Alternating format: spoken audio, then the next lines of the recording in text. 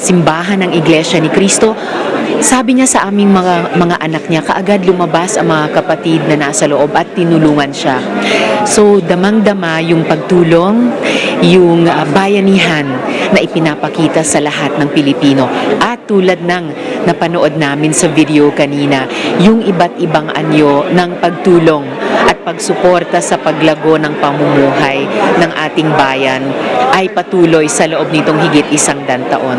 Kaya't mabuhay po kayo at sa kalooban ng Diyos naway magpatuloy ang inyong paglago at ang inyong pagsuporta din sa paglago ng antas ng pamumuhay, panloob at panlabas ng ating bayan. Wala hong kaduda-duda na ito'y biyaya at yung habag ng Diyos talagang napaka-amazing at yung kontribusyon ng ating mga kapatid sa Iglesia ni Cristo. And I would have to say na very proud ako dahil taga Bukawi ako at yung Philippine Arena, the famous iconic building in the place in the country is found in my hometown. Talagang bless, nakakatuwa at lubos na nakakapagpala ng buhay ng marami nating mga kababayan. So itong past years na nagdaan at maging itong iconic building na ating pinasinayaan, ito'y isang manifestasyon ng kabutihan at kapangyarihan ng Diyos na dumadaloy sa mga kapatid natin at sa buong liderato ng Iglesia ni Cristo. Kaya naman sa lahat ng tagumpay sa loob ng 10 taong pangunguna ng kapatid ni Eduardo V. Manalo sa Iglesia ni Cristo, ganito naman ang naging obserbasyon ng ilang naglilingkod sa lipunan at pamahalaan. Makikita natin yung development, no, sa liderato ni Ka Eduardo. Nakita natin na dito sa ating bansa pinatayo ang pinakamalaking indoor coliseum sa buong bansa. Nakapagpatayo ng isang ganitong advanced at modern na museum at dumami, no, ang membro ng Iglesia ni Cristo. Dala ng Iglesia ni Cristo ang pangalan ng ating bansa. Bawat simbahan, bawat kongregasyon sa ibang bansa, dala nila ang bansang Pilipinas. Kaya congratulations sa liderato po ni Ka Eduardo. 10 taon na pangangasiwa ni Ka Eduardo, napansin ko talaga yung mas lumagana pa, no? Hindi lang national kundi international na, no? Na kanina lalo sa presentation, halos more than 150 countries ang nationalities ang miyembro. Tapos napakarami ng simbahan at mga bago pang na itatag sa iba't ibang lugar. Kumbaga syempre pride natin yan bilang Pilipino na isang organisasyon, isang reliyon tulad ng Iglesia ay nakikilala sa buong mundo at yan ay sa loob lamang ng 10 taon. Una sa lahat, lumaki ang simbahan. Hindi lamang sa Pilipinas kung hindi pati sa abroad. So nakikilala na po ang Pilipinas sa abroad at mas marami lumalapit na po sa Panginoong Diyos. And then yung disiplina na nai-impose po natin sa mga miyembro ng simbahan, yan na po, medyo sa nationwide po, nararamdaman na po yun.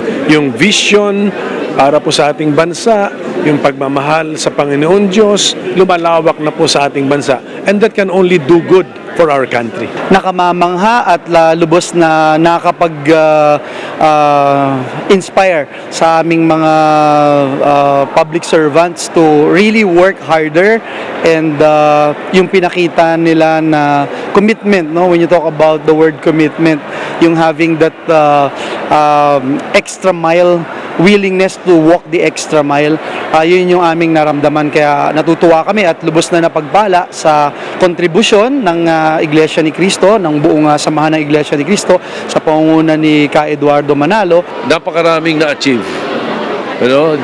Hindi niya napabayaan yung mga naitatag nila Ka Felix at saka nila Ka RD. At dahil dito sa pagkakatatag nito, pati na nga yung Philippine Arena at yung mga iba pang mga itinalaga at itinatag sa ibang bansa.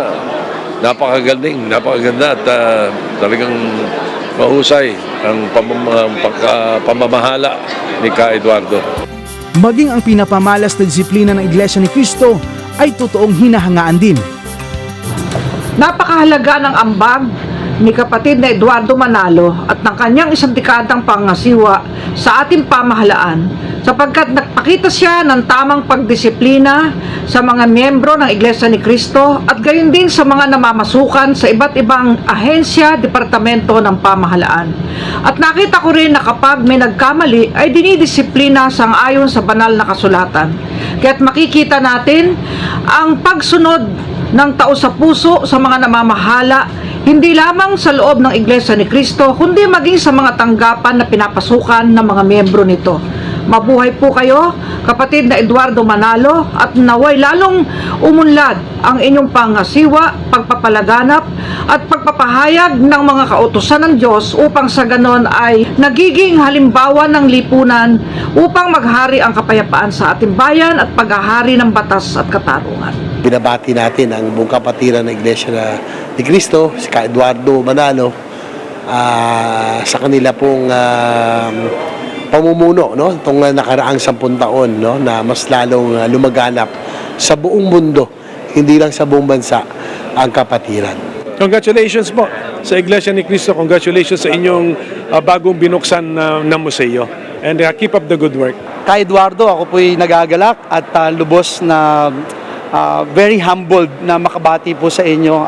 I've met you several times and every time na nabibigyan po ako ng pagkakataon na ma-meet po kayo ay talagang nag-uumapaw yung kagalakan sa aking puso na ma-meet ang isang lingkod ng Diyos na wala pong ibang inisip kung hindi bigyan ng guidance, ng liwanag at yung moral compass ng ating bansa pag binabanggit laging kasama po yung pangalang Ka Eduardo.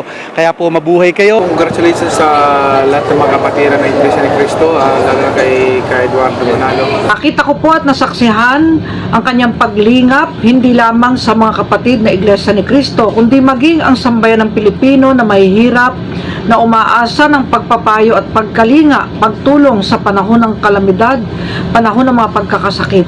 Kaya po talagang sumasaludo po ako sa pangasiwa sa isang dekada, 10 taon na matagumpay na pangasiwa ni kapatid na Eduardo Manalo. Sa lahat ng tagumpay at pagsisikap ng Iglesia ni Cristo, iisa lamang ang layunin, ang makapagdulot ng kapurihan sa Panginoong Diyos.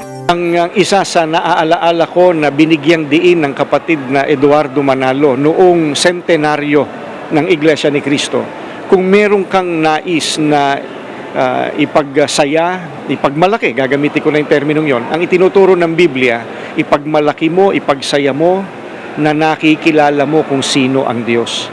At yan ang sana ay patuloy na maalaala ng mga kaanib sa Iglesia ni Cristo.